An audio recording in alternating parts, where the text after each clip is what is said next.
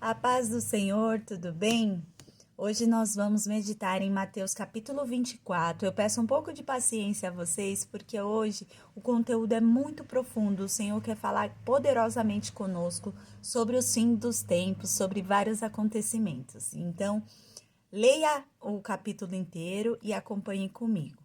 Nós vamos ver que Jesus ele sai do templo e aí os discípulos chamam ele para ver mais algumas partes do templo que são muito lindas. E aí Jesus fala bem assim: eu vos afirmo que não ficará pedra sobre pedra desse templo. E aí os discípulos ficam com aquilo na cabeça, eu imagino, né?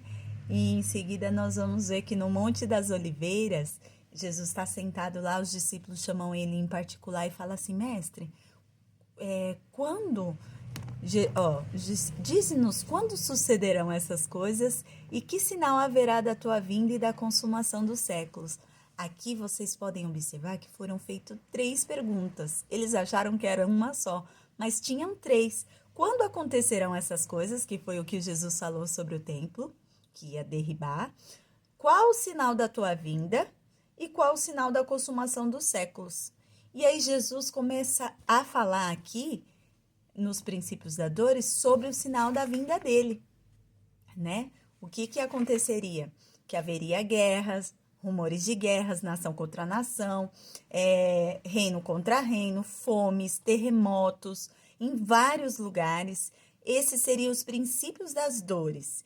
Depois ele fala que vocês serão odiados, atribulados por muitos, vão matar vocês por amor do meu nome. Então Jesus já estava alertando eles, dando a orientação para eles do que ia acontecer, né? E no versículo 12 fala: e por se multiplicar a iniquidade, o amor de muitos se esfriará, de quase todos. E é o que está acontecendo, né, irmãos? Infelizmente. Mas é a palavra de Deus se cumprindo. Aquele, porém, que perseverar até o fim, será salvo. Olha só, aqui o Senhor já nos faz uma promessa, né? Que se nós perseverarmos até o fim, com a nossa fé, acreditando que o Senhor é o Rei da nossa vida, nós seremos salvos. A grande tribulação fala sobre a queda de Jerusalém. Aqui nessa parte, o Senhor vai falar sobre a questão do templo, né, que vai ser derribado. Porque os romanos, 70 anos depois que Jesus morreu, eles vão sitiar, um exército vai vir contra Jerusalém, e aí Jesus já estava alertando eles: olha, fujam para os montes. Já estava dando orientação: orem para que isso não ocorra no sábado nem no inverno, e estava dando toda essa diretriz para que a maioria deles pudesse sobreviver a esse ataque dos romanos.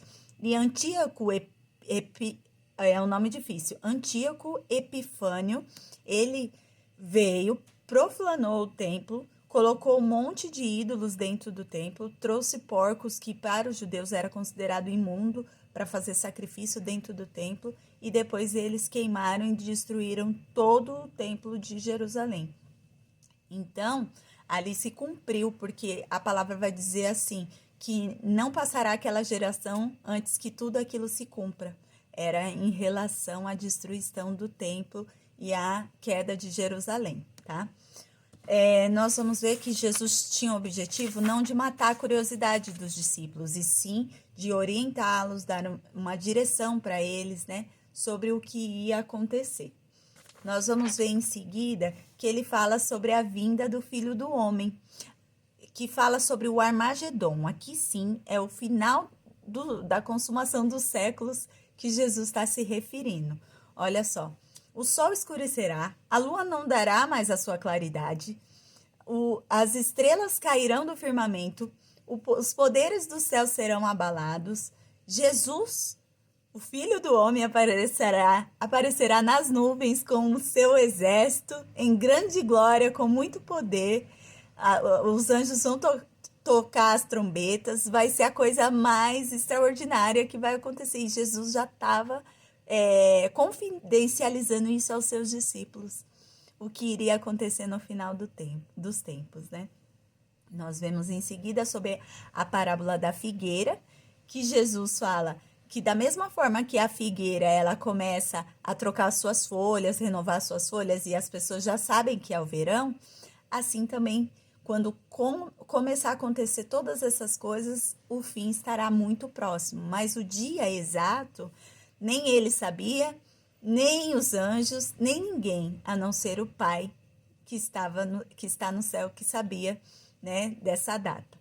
Então, Jesus fala que eles viveriam igual no tempo de Noé, que Noé pregava, né, que aconteceria um dilúvio e ninguém se importava. As pessoas casavam, as pessoas viviam as suas vidas como se nada fosse acontecer. E assim seria também na vinda do Filho do Homem. E é como está acontecendo. Muitas pessoas não acreditam que Jesus vai voltar, que haverá sim um resgate da igreja, que haverá sim um Armagedon no final dos séculos, entendeu? Então, tem muitas pessoas que não acreditam nisso, mas que o Espírito Santo nos dê discernimento para cremos que sim, todas as palavras que estão na Bíblia vão se cumprir, já se cumpriram, estão se cumprindo e vão se cumprir em nome de Jesus, né? Fala também para a gente vigiar e orar, a gente está atento, porque a gente não sabe. Porque se o pai de família soubesse quando o ladrão viria, ele montaria a guarda e não deixaria o ladrão entrar. Mas a gente não sabe qual vai ser o dia e a hora. Então a gente tem que vigiar e estar preparado para receber o nosso Senhor. A parábola do bom, nós vamos ver sobre a parábola do bom servo e do mal, né? Que fala a respeito que quem é, pois, o servo prudente, ao quem o Senhor confiou os seus bens e os seus conservos, e quando ele voltou, achou esse servo servindo. E mal-aventurado é aquele que não estiver servindo, aquele que pensar, meu Senhor demora a voltar, eu não vou fazer nada. Então aqui, esse servo mau, ele terá a sua recompensa, que será choro, ranger de dentes, e o servo bom será confiado a ele ainda mais coisas maravilhosas. Então, que nós possamos perseverar até o fim em Deus, crendo que o Senhor vai voltar para buscar a sua igreja. Deus abençoe o seu dia.